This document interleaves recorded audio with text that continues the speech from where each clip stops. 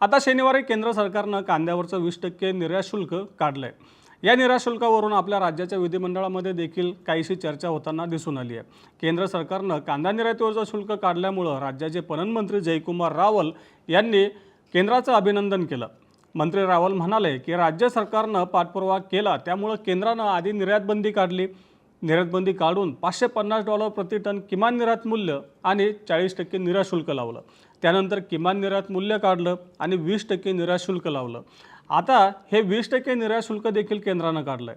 यामुळे राज्यातील शेतकऱ्यांना याचा मोठा फायदा होणार आहे। केंद्रानं शेतकऱ्यांच्या हितासाठी हा निर्णय घेतला, त्यामुळे मी पंतप्रधान नरेंद्र मोदी आणि वाणिज्य मंत्री पियुष गोयल यांच्यासह मंत्रिमंडळाचं अभिनंदन करतो, असं मंत्री रावल म्हणाले।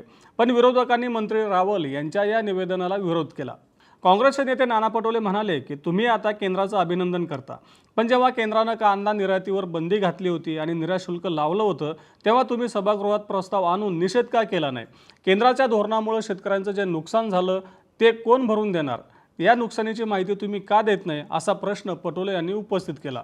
काँग्रेसचेच नेते विजय वडेट्टीवार यांनी पटोले यांच्या मुद्द्याला पाठिंबा देत सरकारला धारेवर धरलं होतं। थोडक्यात केंद्र सरकारच्या या निर्णयावरून आपल्या विधिमंडळामध्ये आपल्याला काहीसं वातावरण गरम होताना पाहायला मिळालं।